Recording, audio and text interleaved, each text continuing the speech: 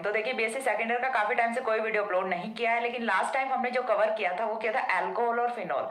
जो BSc second year के 2 chapters हैं वो हम कंप्लीट कर चुके हैं, अल्कोहल प्लस फिनॉल, उनको हमने बिल्कुल अच्छे से कंप्लीट कर लिया है। उसके बाद उन्हीं का सिमिलर जो टॉपिक है वो हम स्टार्ट करने जा रहे हैं, दैट इज ईथर एंड इपॉक्साइड्स। ठीक है, ईथर एंड इपॉक्साइड है, ये अल्कोहल और फिनॉल से काफी कोरिलेट करता है। इनकी जो प्रिपरेशन मेथड्स हैं, केमिकल रिएक्शंस हैं, काफी सिमिलरिटी शो करता है ये अल्कोहल के साथ में या फिर फिनॉल के साथ में। ठीक है, तो अब हम जो स्टार्ट करेंगे वो होगा अपना ईथर एंड इपॉक्साइड। तो सबसे पहली चीज जो हम स्टार्ट करेंगे वो करेंगे ईथर, आफ्टर दैट हम इपॉक्साइड को स्टार्ट करेंगे। इस वाले वीडियो में ईथर और इपॉक्साइड क्या होते हैं, इनका इंट्रोडक्शन, इनका नोमेनक्लेचर और इनका जनरल जो प्रॉपर्टीज होते हैं, स्ट्रक्चर एंड बॉन्डिंग, वो हम देखने वाले हैं। इस वीडियो में सिर्फ इतना ही देखेंगे। ठीक है, और उसके बाद प्रिपरेशन मेथड वगैरह है वो कंटिन्यू करेंगे। तो सबसे पहली चीज कि ईथर्स हैं वो होते क्या हैं। तो ईथर्स को देखिए जनरली डिनोट किससे किया जाता है, ROR। ठीक है, ROR नॉन एज ईथर्स। ठीक है, यही तो होता है अपना ईथर। अब इसमें भी स्पेसिफिकली यदि मैं आपको बताऊं तो COC। ठीक है, COC यानी कि ऑक्सीजन है, उसने दोनों साइड में यदि कार्बन के साथ में बॉन्ड की फॉर्मेशन की है, तो ऐसा कोई भी कंपाउंड जिसमें आपको इस टाइप का लिंकेज या फिर इस टाइप का बॉन्ड है वो प्रेजेंट मिले, वो अपने क्या होते हैं, ईथर्स होते हैं। ठीक है, तो ईथर होते क्या है, ये कंफ्यूजन माइंड से निकल गया। ऐसा कोई भी कंपाउंड जिसमें COC बॉन्ड लिंकेज आपको अवेलेबल मिले, प्रेजेंट मिले, वही अपने क्या होता है, ईथर्स होते हैं। अब ईथर्स के बाद देखिए दूसरी चीज क्या आती है, हमने इसे क्या लिखा, ROR लिखा। साथ ही मैंने एक पॉइंट और बोला, these are very similar to alcohol. ठीक है, अल्कोहल को हमने क्या लिखा था, ROH लिखा था। ठीक है, अल्कोहल को हमने क्या लिखा था, ROH लिखा था। अब अल्कोहल को हमने बताया क्या था, तो देखिए HOH। अल्कोहल को हमने क्या बोला था, mono alkyl derivative of water. यही तो बोला था हमने, mono alkyl derivative of water बोला था। क्यों, क्योंकि वाटर का जो एक हाइड्रोजन होता है उसका रिप्लेसमेंट है वो हमने किससे कर दिया था, एक एल्किल ग्रुप से कर दिया था। तो अल्कोहल को हमने बोला था मोनो एल्किल वाटर बोला था। तो हम इसे क्या बोल सकते हैं, di alkyl derivative of water बोल सकते हैं। क्योंकि यहाँ पे देखिए यदि हम इधर लिखते हैं HOH, यदि हमने बनाना है अल्कोहल तो हम क्या करते हैं, एक जो हाइड्रोजन होता है उसका रिप्लेसमेंट किससे कर देते हैं, हाइड्रोजन से एल्किल से कर देते हैं। एक जो हाइड्रोजन होता है उसका रिप्लेसमेंट है वो हम एल्किल से करते हैं, तो यहाँ से अल्कोहल की फॉर्मेशन होती है। और यदि हमने दोनों ही हाइड्रोजन है उनका रिप्लेसमेंट कर दिया एल्किल से, तो यहाँ से ईथर की फॉर्मेशन है वो हो जाती है। चीज क्लियर हो रही है, कॉन्सेप्ट से आप कोरिलेट कर पा रहे हैं कि ये जो है इन्हें हम क्या बोलते हैं, डाई एल्किल डेरिवेटिव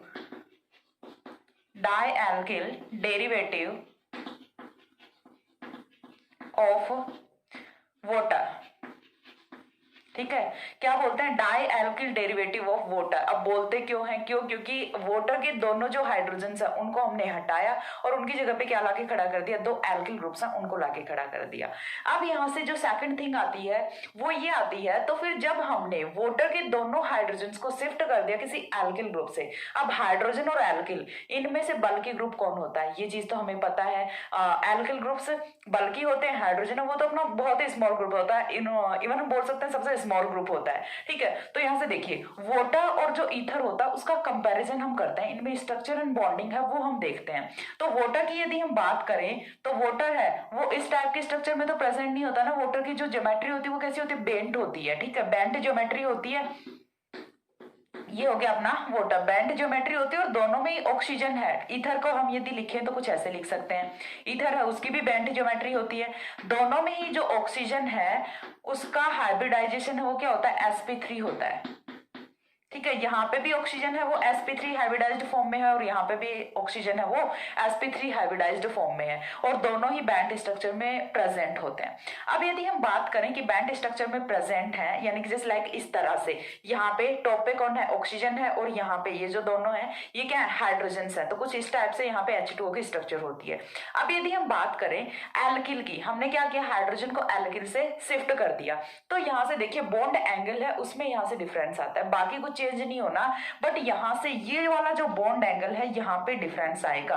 वो क्यों आएगा और कितना डिफरेंस आएगा वो चीज मैं आप लोगों को एक्सप्लेन करूंगी। तो यहां से देखिए ये वाला जो बॉन्ड एंगल है ये वाटर में क्या होता है 104 डिग्री, सॉरी 104 डिग्री समथिंग कुछ मिनट्स होता है, ठीक है। तो 104 डिग्री हम इसे कंसिडर कर सकते हैं। तो वाटर का जो बॉन्ड एंगल है वो होता है 104 degree. Generally sp3 hybridized form में बॉन्ड एंगल है वो होता है 109 डिग्री, बट ये वाला जो है ये sp3 है किसकी वजह से, लॉन पेयर ऑफ इलेक्ट्रॉन यहाँ पे पार्टिसिपेट कर रहा है, और जब लॉन पेयर ऑफ इलेक्ट्रॉन है वो हाइब्रिडाइजेशन में पार्टिसिपेट करता है तो स्ट्रक्चर्स हैं वो थोड़ी सी बैंड हो जाती हैं, ठीक है। ज्योमेट्री जो कि अपनी रेगुलर होती हैं वो नहीं होती, यहाँ से ज्योमेट्रीज हैं वो थोड़ी सी बैंड कर जाते हैं। ये चीज आप लोगों ने पढ़ी हुई है बीएससी फर्स्ट ईयर में, वेस्पर थ्योरी वगैरह या फिर सीएफटी वीबीटी सारी चीजें आप पढ़ के आए हो, ठीक है। वहीं से हम लोग ये हाइब्रिडाइजेशन या फिर स्ट्रक्चर वो डिसाइड करते हैं। तो यहाँ से देखिए इतनी चीज क्लियर है, 104 डिग्री ये वाला बॉन्ड एंगल है। अब 104 डिग्री बॉन्ड एंगल है तो देखिए एक बार के लिए थोड़ा सा कोरिलेट करने की कोशिश कीजिए कि यहाँ से ये वाला टॉप पे मैंने क्या बोला कि ऑक्सीजन है, यहाँ पे हाइड्रोजन है। अब मैं इन दोनों हाथों को ऐसे ही पास में भी रख सकती हूँ, ठीक है, बट पास में तो क्या होगा, पास में तो नहीं रह सकते ना, क्यों, क्योंकि हाइड्रोजन है वो स्मॉल ग्रुप है, साथ ही जो लॉन पेयर ऑफ इलेक्ट्रॉन है उनमें रिपल्सन होता है, ठीक है, लॉन पेयर ऑफ इलेक्ट्रॉन में रिपल्सन होता है, इसी के लिए तो इसकी जो ज्योमेट्री है वो बैंड है, ठीक है।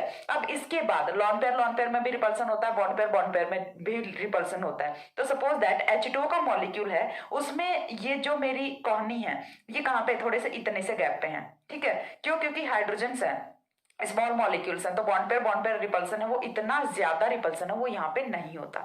अब यदि मैं बात करूं एल्किल ग्रुप की, तो एल्किल ग्रुप की यदि मैं बात करूं तो यहाँ से देखिए मैंने यहाँ पे एक गुब्बारा बांध लिया, यहाँ पे भी मैंने एक गुब्बारा बांध लिया। अब यदि इतनी डिस्टेंस पे मैं इनको रखूं तो क्या रह पाएंगे, नहीं रह पाएंगे ना, क्यों, क्योंकि वो बैलून से वो एक दूसरे को रिपल्सन करेंगे एक दूसरे का। तो क्या होगा, ये बॉन्ड एंगल है ये धीरे धीरे अपने आप ही खुलना स्टार्ट हो जाएगा। थोड़ा सा मेरे को ऐसे रखना पड़ेगा हाथों को, है ना, तभी तो यहाँ से स्ट्रक्चर वो स्टेबल रह पाएगी, क्यों, क्योंकि वरना तो जो बैलून है वो एक दूसरे को टच करेंगे। यहाँ से देखिए आप इस टाइप से आइडिया लगा सकते हैं कि जनरली मैं यही एग्जांपल देती हूँ जब भी स्टैटिक हिंड्रेंस या फिर कुछ समझाना होता है। तो ये है आपका टेनिस बॉल, ठीक है, ये है आपका टेनिस बॉल, और यहां से ये है आपका football, football alkyl group, tennis ball hydrogen. तो जब यहाँ से टेनिस बॉल है तो इजीली थोड़ा सा स्पेस ऑक्यूपाई कर रहा है तो इसे इतने ज्यादा बॉन्ड एंगल की नीड नहीं होती। बट यहाँ पे कौन है, फुटबॉल है, दो फुटबॉल को रखने के लिए आपको ज्यादा स्पेस की नीड होती है, दोनों एक दूसरे का ज्यादा रिपल्सन करते हैं, वो इधर एक को भगाएगा दूसरा दूसरे को भगाएगा। तो यहाँ से एक चीज को कोरिलेट कर पा रहे हैं कि यहाँ पे बॉन्ड एंगल है वो क्या करेगा, इंक्रीज करेगा। क्यों करेगा, क्योंकि बल्कि ग्रुप्स है वो प्रेजेंट है। तो बल्कि ग्रुप प्रेजेंट होने की वजह से ये वाला बॉन्ड एंगल है ये इंक्रीज कर जाता है 4 डिग्री तक और हो जाता है 108 डिग्री, ठीक है। ये हम बात कर रहे हैं जब मेथिल ग्रुप है वो प्रेजेंट होता है, जब R है वो इज इक्वल टू क्या होता है, मैथिल ग्रुप होता है। साथ ही यदि हम R है वो क्या ले लें, टर्सरी ब्यूटाइल ग्रुप ले लें, tertiary butyl group is a bulky group. तो यहां से देखिए हमने क्या कर लिया, R है वो क्या रख लिया, टर्सरी ब्यूटाइल ग्रुप रख लिया। R इज इक्वल टू क्या है, टर्सरी ब्यूटाइल ग्रुप होता है। टर्सरी ब्यूटाइल ग्रुप कुछ इस तरह से होता है, CCS3 CH3 CH3। आप देखिए इस बार तो सच्ची में फुटबॉल से भी बड़ा वाला फुटबॉल है, ठीक है, इतना बड़ा बल्कि ग्रुप, इधर भी इतना बड़ा बल्कि ग्रुप। तो क्या दोनों एक दूसरे को बहुत ज्यादा रिपल्सन नहीं करेंगे, यहाँ पे जो बॉन्ड पेयर का रिपल्सन है वो बहुत ज्यादा हो जाता है, और रिपल्सन इतना ज्यादा हो जाता है कि ये वाला बॉन्ड एंगल है ये इंक्रीज कर जाता है 132 डिग्री, ठीक है। तो यहाँ से चीज समझ आ रही है, H2O में जहाँ पे जो बॉन्ड एंगल था वो 104 डिग्री था, यहाँ पे कितना हो जाता है 108 डिग्री हो जाता है जनरल ईथर की यदि हम बात करें। लेकिन जैसे जैसे ईथर का जो एल्किल ग्रुप है जितना बल्कि होता जाता है बॉन्ड एंगल उतना ही इंक्रीज करता जाता है। बॉन्ड एंगल इंक्रीज क्यों कर रहा है, क्योंकि स्टैटिक हिंड्रेंस है वो इंक्रीज कर रहा है। स्टैटिक हिंड्रेंस क्या होता है, यहाँ पे देखिए ये दोनों फुटबॉल आए हुए हैं, दोनों एक दूसरे का रिपल्सन कर रहे हैं, इसी चीज को हम क्या बोल रहे हैं, स्टैटिक हिंड्रेंस बोल रहे हैं, ठीक है। तो हाइड्रोजन में तो कोई स्टैटिक हिंड्रेंस होता ही नहीं है, ये तो बेचारा आराम से बैठा रहता है, दुबला पतला सा आदमी है, तो हाइड्रोजन में कोई स्टैटिक हिंड्रेंस नहीं होता। बट एल्किल ग्रुप है वो स्टैटिक हिंड्रेंस कॉज करते हैं, और इसी की वजह से यहाँ पे बॉन्ड एंगल है वो इंक्रीज करता है। तो वाटर की कंपेयर में जो ईथर्स होते हैं उनका बॉन्ड एंगल है वो ज्यादा होता है। ये चीज समझ आई। यहाँ से देखिए हमने क्या क्या देखा, सबसे पहले चीज ethers are also known as dialkyl derivatives of water, water के डाईएल्किल डेरिवेटिव की फॉर्म में भी हम इसे जानते हैं। साथ ही जनरल फॉर्मूला है वो क्या होता है, ROR होता है, उसके बाद अल्कोहल के साथ काफी सिमिलरिटी रखता है। क्यों? क्योंकि अल्कोहल और जो ईथर हैं हमने इनको एक साथ में H2O से कोरिलेट किया है। उसके बाद हमने देखा है यहाँ से बॉन्डिंग और स्ट्रक्चर है वो कैसी होती है, बैंड स्ट्रक्चर होती है। बॉन्डिंग की यदि हम बात करें तो हमने H2O के साथ में कंपेयर किया है। बैंड स्ट्रक्चर में जैसे जैसे बल्कि ग्रुप बढ़ते जाते हैं, जैसे जैसे R है वो बल्कि होता जाता है, तो यहाँ पे बॉन्ड एंगल है वो इंक्रीज करता जाता है। ये था जनरल सा इंट्रोडक्शन अबाउट ईथर कि ईथर होता क्या है, ईथर को हम क्या बोलते हैं, डेरिवेटिव बोलते हैं, किसका, वाटर का डेरिवेटिव बोलते हैं, और साथ ही हमने यहाँ पे बॉन्ड एंगल की बात की। एक बार इतनी चीजों का स्क्रीनशॉट लो। देखिए ये कुछ बिखरा बिखरा हुआ सा लग रहा है, लेकिन ये बहुत इंपॉर्टेंट है। मैंने जो वर्ड्स बोले हैं, मैंने जो यहाँ पे तो एक्सप्लेनेशन दिया है, वो यहाँ से बहुत ही ज्यादा इंपॉर्टेंस रखता है। ठीक है, तो एक बार इतना स्क्रीनशॉट लो, देन हम ईथर का नॉमेनक्लेचर है वो डिस्कस करते हैं।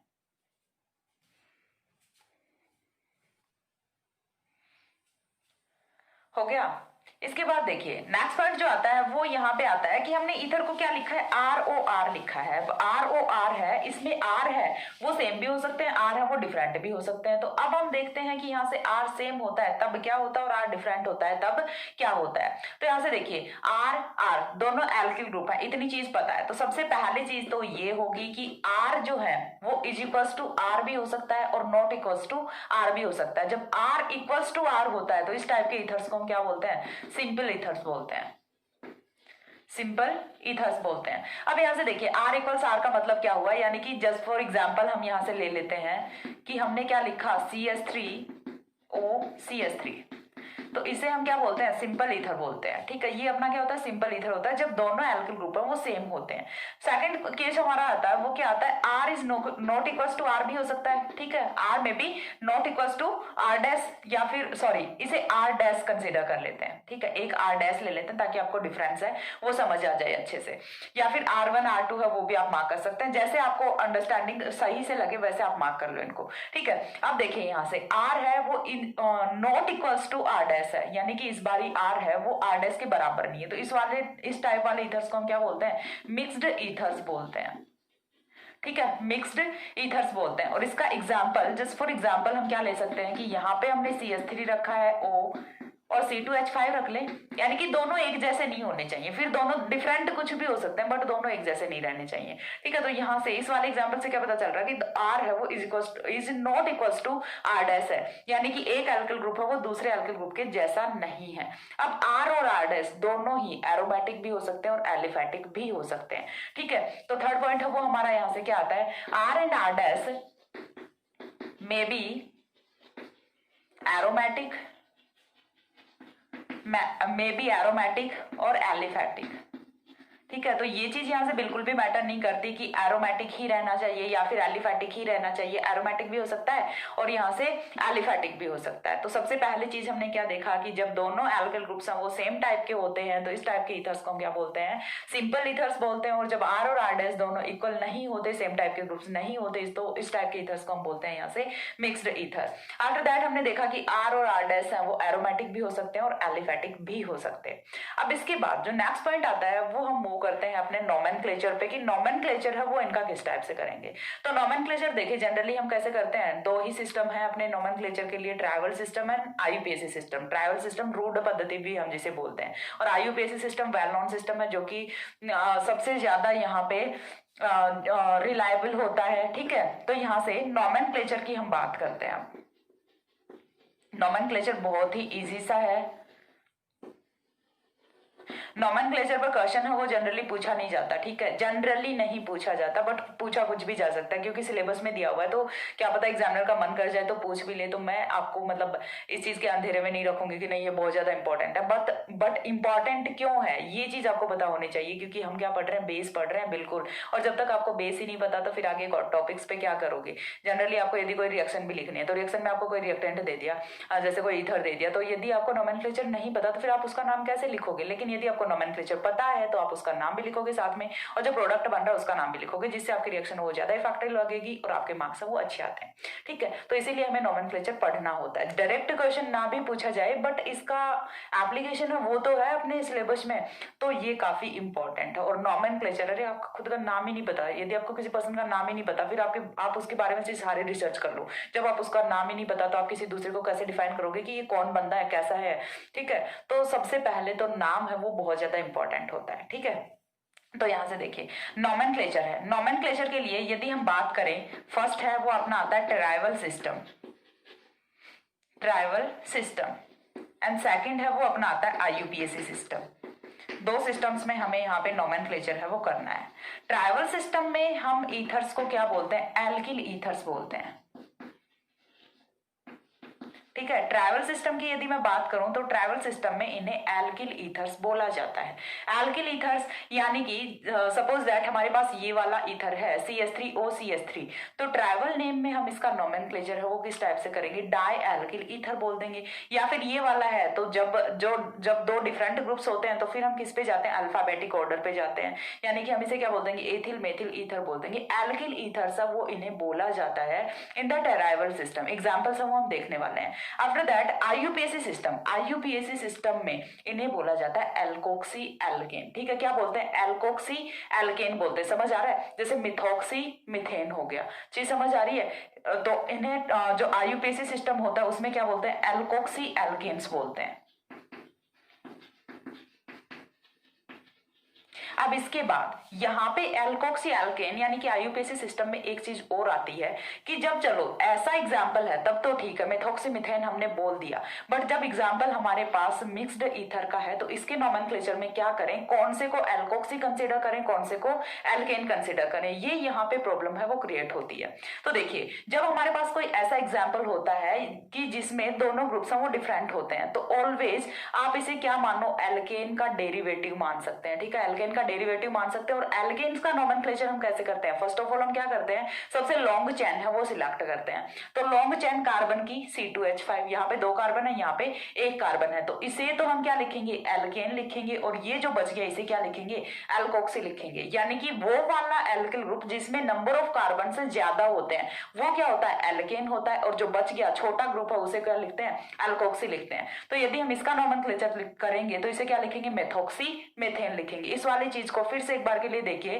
कि जब हमारे पास क्या होता है, मिक्स्ड ईथर का कोई एग्जाम्पल होता है, तो मिक्स्ड ईथर के एग्जाम्पल में आपको करना क्या होता है, आप सिंपल सा है कि एक बार के लिए भूल जाइए कि आपके पास ईथर है, आपको क्या करना है कि आप इसे एल्केन कंसीडर कीजिए। और एल्केन्स के नोमेनक्लेचर के ड्यूरिंग सबसे पहले हम क्या करते हैं, लॉन्ग चेन को सिलेक्ट करते हैं। लॉन्ग चेन, यहाँ पे 2 कार्बन है, यहाँ पे 1 कार्बन है, तो हम कौन से को सिलेक्ट करेंगे, 2 कार्बन वाली चेन को सिलेक्ट करेंगे। तो 2 कार्बन वाली जो यानी कि जिसमें नंबर ऑफ कार्बन है ज्यादा होता है वो तो क्या होगा, अपना एल्केन होगा, और बाकी जो बच गया वो क्या डेरिवेटिव है, वो क्या होगा अपना यहाँ से एल्कोक्सी होगा। ठीक है, तो इस टाइप से हम इसे क्या लिखते हैं, एल्कोक्सी एल्केन लिखते हैं। एक एक करके हम एग्जाम्पल्स हम वो देखते हैं। तो यहाँ से देखिए फर्स्ट ऑफ ऑल एग्जाम्पल्स हम यहाँ से कुछ इस तरह से देखते हैं, मैं बताती हूँ कुछ एग्जाम्पल्स। यहाँ से एक टेबल है वो हम बना लेते हैं। ठीक है, यहाँ पे मैं एग्जाम्पल लिख रही हूँ, यहाँ पे उसका ट्राइवल नेम होगा,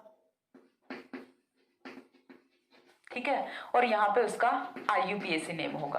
कुछ 2-4 एग्जांपल्स करा रही हूँ ताकि आप टॉपिक के साथ फैमिलियर हो जाओ, आपको नोमेनक्लेचर है वो आ जाए। ठीक है, बहुत ज्यादा एग्जांपल्स है वो मैं यहाँ पे नहीं कराऊंगी। So first of all example जो हम करने वाले हैं वो हम यही कर लेते हैं, सबसे सिंपलेस्ट से स्टार्ट करते हैं ताकि आपके कॉन्सेप्ट है वो अच्छे से क्लियर हो जाए। तो ट्राइवल में हमने इन्हें क्या बोला है, एल्किल ईथर्स बोला है। एल्किल ईथर्स का मतलब क्या होता है यहाँ से, तो एल्किल ईथर, तो सबसे पहले 2 एल्किल ग्रुप प्रेजेंट है, कौन से हैं, मेथिल है, तो हम इन्हें क्या लिखेंगे, डाई मैथिल ईथर लिखेंगे। ठीक है, तो चीज क्लियर हो रही है, हम इसे क्या लिखेंगे, डाई मैथिल ईथर लिखेंगे। इसके बाद जब मूव करते हैं आईयूपीएसी पे, तो आईयूपीएसी में हमें इसे क्या लिखना है, एल्कोक्सी एल्केन लिखना है। तो सिंपल है बिल्कुल, मेथॉक्सी मिथेन लिख दो, मेथॉक्सी मिथेन। बट जैसे ही मिक्स्ड पे मूव कर जाते हैं तब बात फंस जाती है। दूसरा एग्जांपल है वो भी हम यहां से सिंपल का ही ले लेते हैं। ठीक है, ताकि आपको बहुत ही अच्छे से समझ आ जाए। इस बार हम इसे क्या लिखेंगे, डाई एथिल ईथर। ठीक है, इस बार ये क्या है, डाई एथिल ईथर है। और यदि हम आईयूपीएसी की बात करें तो अब इसे क्या लिख देंगे, एथॉक्सी इथेन लिख देंगे। क्यों, क्योंकि दोनों ग्रुप्स हैं वो सेम है, किसी भी एक को आप एल्कोक्सी रख सकते हो, किसी भी एक को आप एल्केन रख सकते हो। तो इस बार ये क्या होने वाला है, एथॉक्सी इथेन होने वाला है, एथॉक्सी इथेन। बट जैसे ही हम मिक्स्ड पे मूव करते हैं, जैसे हमने यहां से ये वाला एग्जांपल ले लिया, CH3O CH3, ठीक है, जैसे ही हमने मिक्स्ड पे मूव कर लिया तो अब सॉरी CH3O C2H5, तो यहां से इस बारी के लिए हमें क्या करना है कि सबसे पहली चीज तो हम ट्रैवल नेम देखते हैं। ट्रैवल नेम में हम क्या करेंगे कि अल्फाबेटिक ऑर्डर में जो हमारे एल्किल ग्रुप्स होते हैं उनको हम लगाएंगे। अल्फाबेटिक ऑर्डर, एथिल मेथिल, पहले कौन आता है? ई आता है, ABCD बोल के देखिएगा। पहले कौन आता है? ई आता है। देन कौन आता है? एम आता है। तो पहले हम इसे क्या लिखेंगे? एथिल लिखेंगे, देन मेथिल, देन ईथर। जब दोनों ग्रुप्स हैं वो डिफरेंट हैं, ठीक है, सेम नहीं है ना इस बार, तो हम इसे डायल्किल ईथर नहीं लिख सकते। इस बार हम इसे क्या लिखेंगे? एथिल मेथिल ईथर लिखेंगे। आफ्टर दैट मूव करते हैं IUPAC पे। तो IUPAC में देखिए क्या करना है। सबसे पहली चीज एल्केन को सिलेक्ट कर लो। एल्केन को अलग छोड़ के बाकी जो बच गया वो क्या होगा? एल्कोक्सी होगा। तो क्या हो जाएगा? मेथॉक्सी मिथेन होगा, ठीक है, मेथॉक्सी मिथेन। इसके बाद नेक्स्ट जो एग्जाम्पल है वो हम यहां से ले रहे हैं कुछ इस तरह से। इस बार वाला थोड़ा सा कॉम्प्लिकेटेड लेते हैं। CH3O CCS3 CS2, चलो ये वाला एग्जाम्पल है, ये हमने ले लिया। अब इतने ग्रुप को देखिए, ये वाला ग्रुप है, ये क्या होता है? CS3 ठीक है। जनरली इसे कैसे लिखते हैं? ऐसे लिखते हैं। तो मैं देखिए आपको एक कॉमन चीज मैंने MSc वाले वीडियोस में कई बार बताई है कि जहां कहीं से आपको ये वाला ऑक्सीजन है, ये वाला ऑक्सीजन है, जहां कहीं से आपको कुछ ऐसे ग्रुप्स मिलते हैं, ठीक है, जनरली चलो BSc के लेवल पे इतना नहीं दिया जाता, बट जैसे ही आप हायर क्लासेस में जाते हो तो फिर आपको CS2 CS3 लिख के कोई नहीं देने वाला। आपको ऐसे कुछ टांग वांग ऐसे कुछ दिखेंगे, किधर हाथ दिखेगा किधर पैर दिखेगा, ऐसे कुछ ग्रुप्स है वो आपको दिखने वाले हैं। तो यहाँ से देखिए, जब भी आपको किसी ग्रुप में 2 टांग दिखती हैं, ठीक है, जब भी आपको किसी ग्रुप में 2 टांग दिखती हैं, दैट मीन्स ये कौन सा होता है? आइसोप्रोपाइल होता है, ठीक है, ये कौन सा होता है? आइसोप्रोपाइल होता है। और जब भी 3 टांग दिखती हैं तो इसका मतलब क्या है? यहाँ पे कार्बन है, CH3 है, CH3 है, CH3 है, तो इसका मतलब क्या होता है? टर्सरी ब्यूटाइल होता है, ठीक है। समझ आ रही है चीज? कोरिलेट कर पा रहे हो? तो यहां से देखिए 2 टांग वाला केस है, ठीक है, यानी कि यहां से क्या है? CH, यहाँ पे क्या होता है? CH CH3 CH3, तो ये कौन सा हुआ? आइसोप्रोपाइल हुआ। तो चलिए IUPAC सॉरी ट्रैवल में तो हमें क्या चाहिए? सिंपल एल्किल चाहिए। एल्किल कौन सा है? तो आइसोप्रोपाइल है और मेथिल है। पहले कौन आता है? आइसोप्रोपाइल, आई आता है, ठीक है, तो पहले हम क्या लिखेंगे? आइसोप्रोपाइल लिखेंगे, देन मेथिल लिखेंगे, देन ईथर लिखेंगे। तो पहला जो नोमेनक्लेचर है वो तो हमारा हो जाता है isopropyl methyl ether, isopropyl methyl ether, ठीक है, आइसोप्रोपाइल मेथिल ईथर। बट जब यदि हम बात करें IUPAC की, तो IUPAC में मैंने क्या बोला था कि आपको कंसीडर क्या करना है? सबसे पहली चीज एल्केन कंसीडर करना है। तो एल्केन, एक बार के लिए आप एल्कोक्सी को छुपा लीजिए। क्यों? क्योंकि एल्केन हमेशा कौन सा लेते हैं? लॉन्ग चेन सिलेक्ट करते हैं। लॉन्ग चेन सिलेक्ट कर ले, कितने कार्बन की चेन दिख रही है? 3 कार्बन की चेन दिख रही है, यानी कि हमारा क्या है? प्रोपेन है। प्रोपेन में कार्बन नंबर 2 पे कौन लगा हुआ है? एल्कोक्सी ग्रुप लगा हुआ है। देखिए फिर से अच्छे से देखने का ट्राई कीजिए। ये वाला कार्बन नंबर 1, ये वाला कार्बन नंबर 2 और ये वाला कार्बन नंबर 3, 3 कार्बन की हमने चैन ली हुई है। 3 कार्बन का अपना एल्केन है। 3 कार्बन के एल्केन को हम क्या बोलते हैं? प्रोपेन बोलते हैं। और प्रोपेन में कार्बन नंबर 2 पे हमने यहाँ पे सब्स्टिट्यूशन लगाया हुआ है एल्कोक्सी ग्रुप को, that is a methoxy group. तो हम इसे क्या लिखेंगे? मेथॉक्सी सॉरी 2 मेथॉक्सी प्रोपेन लिखेंगे। चीज क्लियर हो रही है? क्या लिखेंगे? 2 मेथॉक्सी प्रोपेन लिखेंगे, क्योंकि इस बार हमें पोजीशन भी बतानी पड़ेगी कि 1 मेथॉक्सी है या फिर 2 मेथॉक्सी है, ठीक है। 3 तो पॉसिबल ही नहीं है ना, इधर से भी कर लो, एक ही होना है। यदि यहाँ पे होगा तो भी क्या होने वाला है? ये 1 मेथॉक्सी होगा, यहाँ पे है तो भी 1 मेथॉक्सी होगा, बट बीच वाले पे तो हम इसे क्या लिखते हैं? 2 मेथॉक्सी लिखते हैं। तो ये वाला अपना कौन सा होगा? 2 मेथॉक्सी प्रोपेन, ठीक है। एल्कोक्सी एल्केन ही हमें इसे लिखना है। तो ये क्या हो गया? अपना 2 मेथॉक्सी प्रोपेन हो गया। अब इसके बाद और एग्जाम्पल्स आप डिस्कस कर सकते हैं। मैंने आपको बिल्कुल सिंपल से और कॉम्प्लेक्स एग्जाम्पल तक का सॉल्व करा दिया है। तो ये था अपना नोमेनक्लेचर। नोमेनक्लेचर के बाद इतना हमने ईथर्स का इंट्रोडक्शन पढ़ा। ईथर्स में हमने देखा कि बोलते क्या है, जनरल फॉर्मूला क्या होता है? ROR होता है। ईथर्स में हमने बॉन्डिंग देखी है, यहाँ पे बॉन्ड एंगल है वो किस टाइप से इंक्रीज और डिक्रीज करता है, और ईथर्स को हम डायल्किल डेरिवेटिव भी बोलते हैं। साथ ही हमने देखा नोमेनक्लेचर। नोमेनक्लेचर में मैंने सिंपल मिक्स्ड ईथर बताया और साथ में एरोमेटिक और एलिफेटिक हो सकते हैं, ये चीज भी बताई। उसके बाद हमने हमने नोमेनक्लेचर देखा, नोमेनक्लेचर में आईयूपीएसी सिस्टम से देखा, ट्राइवल सिस्टम से देखा। आईयूपीएसी सिस्टम में क्या बोलते हैं, एल्कोक्सी एल्केन बोलते हैं, ट्राइवल सिस्टम में क्या बोलते हैं, एल्किल ईथर बोलते हैं। इसके बाद हमने कुछ एग्जांपल्स देखे हैं, और एग्जांपल्स हैं वो मैंने सिंपल, बिल्कुल सिंपलेस्ट एग्जांपल उठाया, और उसके बाद थोड़ा कॉम्प्लेक्स तक भी हम पहुंचे हैं। और इवन नोमेनक्लेचर बहुत ज्यादा क्वेश्चंस नहीं पूछे जाते, तो इसलिए मैंने आपको एक जनरल आइडिया है वो दे दिया। अब आप यहाँ से कोई भी ईथर का नोमेनक्लेचर वो कर सकते हैं। एक बार इतना स्क्रीनशॉट लो, देन मैं आपको इपोक्साइड का इंट्रोडक्शन है वो देती हूँ थोड़ा सा।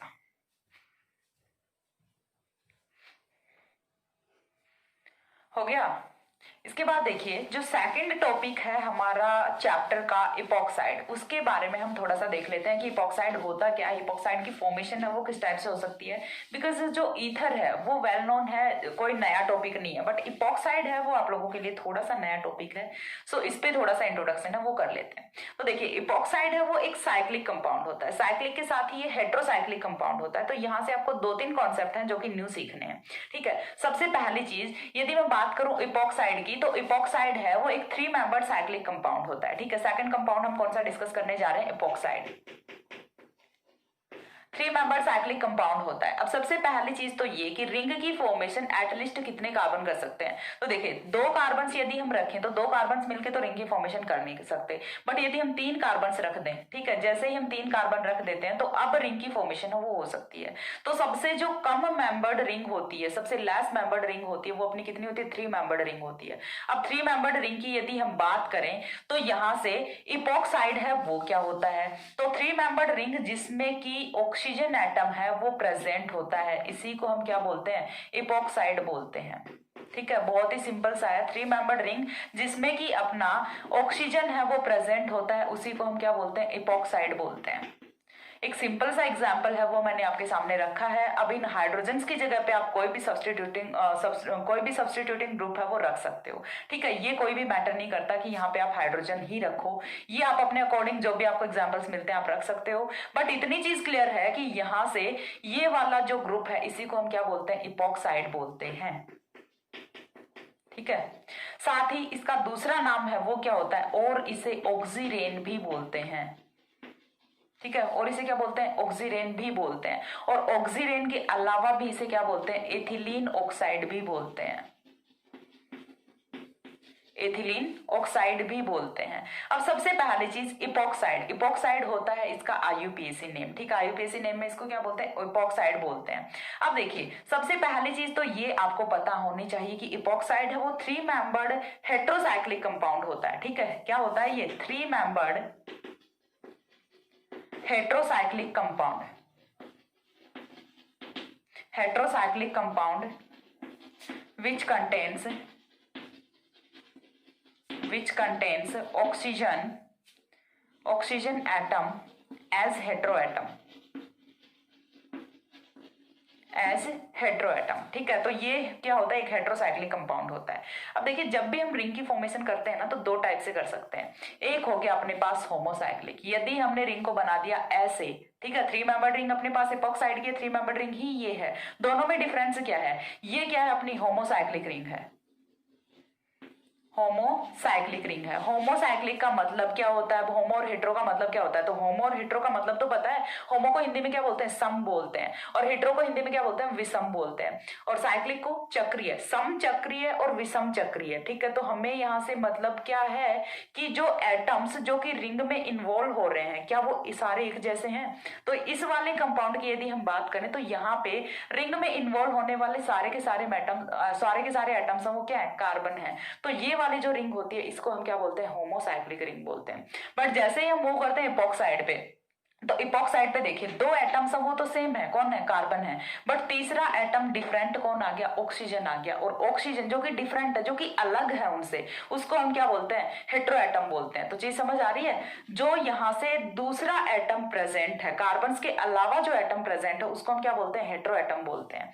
3 मेंबर्ड अपनी हेट्रोसाइक्लिक रिंग होती है, हेट्रोसाइक्लिक कंपाउंड होता है जिसमें कि ऑक्सीजन है वो as a hetero atom present होता है। ठीक है, 3 मेंबर्ड साइक्लिक कंपाउंड वो अपना ऐसा भी हो सकता है जिसमें नाइट्रोजन नाइट्रोजन है वो एज ए हेटेरोएटम प्रेजेंट रहे, ठीक है। ऐसा भी हो सकता है, नाइट्रोजन भी प्रेजेंट हो सकता है, तो इसको हम इपॉक्साइड नहीं बोल सकते। ऐसा नहीं है कि 3 मेंबर्ड हेटेरोसाइक्लिक कंपाउंड सभी को हम इपॉक्साइड बोलेंगे, नहीं। जिसमें ऑक्सीजन हेटेरोएटम होगा हम ओनली उसी को इपॉक्साइड बोलेंगे। चीज क्लियर हो रही है? जिसमें ऑक्सीजन हेटेरोएटम होगा हम ओनली उसी को इपॉक्साइड बोलेंगे, बाकी को नहीं। इसका नोमेनक्लेचर ये अपना एजिडिन हो जाता है, ठीक है। तो यहां से ये जो डिफरेंस है ये आपको पता होना चाहिए कि कौन सा इपॉक्साइड होता है। 3 मेंबर्ड हेटेरोसाइक्लिक कंपाउंड है बट हेटेरोएटम है, वो भी आपको पता होना चाहिए कि ऑक्सीजन होगा तभी ये इपॉक्साइड हो सकता है, अदरवाइज ये इपॉक्साइड नहीं होने वाला। अब ये चीज क्लियर हुई। इपॉक्साइड का थोड़ा सा माइंड में जनरल स्ट्रक्चर है वो बन रही है कि हाँ, इपॉक्साइड 3 मेंबर्ड हेटेरोसाइक्लिक कंपाउंड होता है जिसमें कि हेटेरोएटम ऑक्सीजन होता है। अब इसके बाद जो नेक्स्ट पॉइंट आता है वो हम बात कर लेते हैं एक बार के लिए इसकी स्टेबिलिटी पे। तो स्टेबिलिटी की यदि हम बात करें तो इपॉक्साइड में जो कार्बन्स होते हैं दोनों वो sp3 हाइब्रिडाइज्ड फॉर्म में प्रेजेंट होते हैं और ऑक्सीजन है वो भी sp3 हाइब्रिडाइज्ड फॉर्म में प्रेजेंट होता है। अब इसके बाद यहाँ से जो इंपॉर्टेंट पॉइंट है वो ये आता है कि sp3 हाइब्रिडाइज्ड फॉर्म में तीनों ही एटम्स हैं वो प्रेजेंट हैं। चीज क्लियर हो रही है? तीनों ही एटम्स हैं वो sp3 हाइब्रिडाइज्ड फॉर्म में प्रेजेंट है और sp3 हाइब्रिडाइज्ड फॉर्म में, चलिए ऑक्सीजन का छोड़ देते हैं केस एक बार के लिए क्योंकि इस पे लॉन पेयर प्रेजेंट है, बट कार्बन की यदि बात करें तो कार्बन sp3 हाइब्रिडाइज्ड फॉर्म में कौन सी ज्योमेट्री में प्रेजेंट होता है? टेट्राहेड्रल में। और टेट्राहेड्रल के लिए जो बॉन्ड एंगल होता है वो कितना होता है? 109 डिग्री 28 मिनट होता है, ठीक है। 109 डिग्री 28 मिनट होता है। बट साइक्लिक कंपाउंड में जब 3 मेंबर्ड साइक्लिक कंपाउंड की यहाँ से फॉर्मेशन हो रही है तो यहाँ पे बॉन्ड एंगल है वो काफी डिक्रीज कर जाता है। क्यों? क्योंकि इसे हम क्या बोल सकते हैं? ट्रायंगल की तरह से कंसिडर कर सकते हैं। और ट्रायंगल जिसमें कि सारे के सारे बॉन्ड्स हैं, इनकी बॉन्ड लेंथ है वो तो इक्वल होने वाली है, तो हम इसे क्या कंसिडर कर सकते हैं? ट्रायंगल, एक त्रिभुज मान सकते हैं जिसकी दोनों बॉन्ड लेंथ है, जिसकी दोनों बॉन्ड लेंथ है वो इक्वल होती है। अब दोनों बॉन्ड लेंथ इक्वल है तो यहाँ पे जो बॉन्ड एंगल है वो कितना होगा? मतलब एक आइडिया यदि हम लें तो वो कितना होता है? 60 डिग्री होता है। कहाँ पे 60 डिग्री है? कहाँ पे 109 डिग्री 28 मिनट है। तो इतना बॉन्ड एंगल है वो यहाँ पे कंप्रेस कर रहा है, कम हो रहा है। तो इतना बॉन्ड एंगल यदि कम हो रहा है तो हम इसे क्या बोलते हैं? एंगल स्ट्रेन बोलते हैं। क्यों? क्योंकि बहुत ज्यादा तनाव आ गया रिंग में, बहुत ज्यादा स्ट्रेस्ड फील कर रहा है रिंग। क्यों? क्योंकि बॉन्ड एंगल बहुत ज्यादा कम हो गया। थोड़ा बहुत हो तो चलता है बट यहाँ पे बॉन्ड एंगल में जो डिक्रीमेंट है वो कुछ ज्यादा ही हो गया। तो इपॉक्साइड है वो बहुत ज्यादा स्टेबल नहीं होते, ठीक है। इतनी चीज समझ आ रही कि इपॉक्साइड की रिंग है वो बहुत ज्यादा स्टेबल नहीं होती। क्यों नहीं होती? Due to higher ring strain, ठीक है। Epoxide ring is not much more stable because of higher ring strain, ठीक है, हायर रिंग स्ट्रेन। अब ये रिंग स्ट्रेन क्या चीज होती है ये अभी मैंने आपको एक्सप्लेन की है कि जो जनरल बॉन्ड एंगल होता है उससे बॉन्ड एंगल में जो डेविएशन आया है, जो बदलाव आया है, उसी को हम क्या बोलते हैं? रिंग स्ट्रेन बोलते हैं, ठीक है। रिंग है वो बहुत ज्यादा स्ट्रेस्ड फील कर रही है, उसमें बहुत ज्यादा डिप्रेशन हो गया, तनाव हो गया है उसको, तो इसको हम क्या बोलते हैं? रिंग स्ट्रेन बोलते हैं। और जो इपॉक्साइड की रिंग है वो बहुत ज्यादा स्टेबल नहीं होती। रीजन क्या होता है? क्योंकि यहाँ पे रिंग स्ट्रेन है वो प्रेजेंट होता है। यदि आप लोगों ने बीएससी फर्स्ट ईयर में पढ़ा है, एक थ्योरी है वहां पे, सॉरी ध्यान नहीं आ रहा, माइंड से स्लिप कर गया, जैसे याद आता बताती हूँ, ठीक है। तो वहां पे हमने साइक्लोप्रोपेन की जो रिंग स्ट्रक्चर है वो पढ़ी है, ठीक है। उस प्रिंसिपल का नाम याद नहीं आ रहा, बाद में बताती हूँ, ठीक है। तो वहां पे यदि आपने पढ़ा है तो रिंग स्ट्रेन थ्योरी है वो आपने पढ़ी है और उससे आपको ये कॉन्सेप्ट है क्लियर हो जाता है। इपॉक्साइड में हमने इतनी बात कर ली। अब इसके बाद हम इसे इथिलीन ऑक्साइड क्यों बोल रहे हैं? क्यों? क्योंकि इपॉक्साइड है वो जनरली देखिए उसकी फॉर्मेशन हम किससे कर सकते हैं? CH2OH CH2OH, ठीक है। विसिनल हाइड्रोजन है तो रिएक्ट कर लेंगे, H2O का मॉलिक्यूल यहाँ से बाहर निकल जाता है और जैसे ही H2O का मॉलिक्यूल बाहर निकलता है तो यहाँ से फॉर्मेशन किसकी हो जाती है? इथिलीन ऑक्साइड की। पहले ये क्या था? इथिलीन ग्लाइकोल था। इथिलीन ग्लाइकोल में से हमने H2O का मॉलिक्यूल एलिमिनेट कर दिया तो अब ये क्या बन गया? इथिलीन ऑक्साइड बन गया। चीज समझ आ रही है? इथिलीन पे हमने क्या ऐड कर दिया? ऑक्साइड ऐड कर दिया, तो ये यहाँ से इथिलीन ऑक्साइड की फॉर्मेशन हो जाती है। तो ये था थोड़ा सा इपॉक्साइड के बारे में। इपॉक्साइड की प्रिपरेशन मैथड्स हैं और इपॉक्साइड की केमिकल रिएक्शंस हैं, वो सारी चीजें हम सीरीज में डिस्कस करते हैं। पहले ईथर कंप्लीट करेंगे, देन हम एपॉक्साइड कंप्लीट करेंगे। एंड सॉरी फॉर दैट कि इतने टाइम से वीडियो अपलोड नहीं किया था। मेरे को भी पता है सिलेबस की आप लोगों से ज्यादा टेंशन है मेरे को, सो ये चीज बिल्कुल भी माइंड में मत लेके आना कि मैम तो सिर्फ एमएससी के टॉपिक्स करा रही हैं, हमारे बीएससी के नहीं करा रही। बेटा जो भी जरूरी है मैं सारे ही टॉपिक्स कराऊंगी। मेरे को आप लोगों से ज्यादा टेंशन रहती है वीडियोस की, चैनल की, और जितना जल्दी हो सकेगा मैं कराऊंगी। बस आप लोग पढ़ते रहिए। हाँ, ये चीज मैं कंफर्म कर देती हूँ आज ही कि इस वाले सेशन के जो स्टूडेंट्स हैं कहीं वो सोचें कि हमारा कंप्लीट सिलेबस है वो मैम करा देंगी, तो बेटा नहीं पॉसिबल हो पाएगा। ठीक है, यदि मैं किसी भी एक क्लास का उठाती हूँ पर्टिकुलर, जरूरी नहीं है कि सेकंड ईयर का ही नहीं, मैं किसी भी एक क्लास का उठाती हूँ पर्टिकुलर, तो सारे पेपर्स वो कंप्लीट नहीं करा सकती। और आपको भी पता है कि आपको साल भर 3 पेपर होते हैं केमिस्ट्री के, तो आपको साल भर एटलीस्ट 2 टीचर्स हैं वो तो पढ़ाते हैं, यानी कि 2 क्लासेज हैं वो आपकी रेगुलर होती हैं, तब जाके आपका मतलब 7-8 महीने में सिलेबस कवर हो पाता है। ठीक है, तो इतना जल्दी नहीं पॉसिबल हो पाएगा। सो इस बैच वाले, इस सेशन वाले स्टूडेंट्स के लिए, स्टूडेंट से मतलब मैं स्पेशली सॉरी मांग रही हूँ।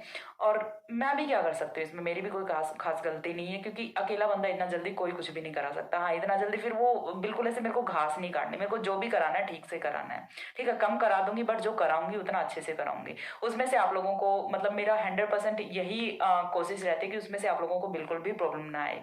और जरूरी नहीं कि आपको एग्जाम पास करने के लिए केमिस्ट्री की नीड होती है। यदि आप केमिस्ट्री पढ़ रहे हैं, बीएससी सेकंड ईयर में है, तो इन फ्यूचर भी आपको केमिस्ट्री की नीड होगी। तो जैसे ही 2-3 साल में आपको पूरा का पूरा केमिस्ट्री का सिलेबस है वो चैनल पे मिल जाएगा। आप जैसे भी जब भी चाहो पढ़ सकते हो। यदि आपको कॉन्सेप्ट क्लियर करने हैं तो जरूरी नहीं कि आप एग्जाम देने के बाद नहीं पढ़ रहे हो। ठीक है, और यदि आपको बस सिर्फ एग्जाम के लिए पढ़ना है, हाँ ये चीज भी मैं मानती हूँ कि अभी आपके लिए एग्जाम इंपॉर्टेंट है, आपको सिलेबस चाहिए, बट इतना जल्दी मैं प्रोवाइड नहीं करा सकती, सॉरी फॉर दिस। क्योंकि बहुत सारे क्लासेज हैं, इवन एमएससी प्रीवियस का मैंने अभी तक एक सिंगल वीडियो भी अपलोड नहीं किया है। सो प्रॉब्लम्स हैं, मैं धीरे धीरे करके सारी चीजें करा दूंगी। बट ये चीज जरूर बोलना चाहूंगी कि मैं सिलेबस को बीच में कभी नहीं छोड़ूंगी। जब भी कराऊंगी, जितना टाइम लगे, मेरे को 2 साल लगते हैं, 3 साल लगते हैं, 4 साल लगते हैं, मैं जरूर पूरा का पूरा सिलेबस 5 क्लासेज का, केमिस्ट्री का कोई सिंगल टॉपिक मैं नहीं छोड़ने वाली हूँ। ठीक है, वो मैं पूरा कराऊंगी। बट ये थोड़ा टाइम लेगा, इतना जल्दी सब कुछ नहीं हो सकता, क्योंकि एक बार के लिए सोच के देखो बहुत ज्यादा होता है। आप लोगों को सिर्फ आपकी क्लास दिखती है, मेरे को हर एक क्लास दिखती है। ठीक है, सो आज के लिए इतना ही। नेक्स्ट हम प्रिपरेशन मेथड्स ऑफ ईथर हैं वो स्टार्ट करते हैं। तब तक के लिए सी या, have a good day, thanks for watching.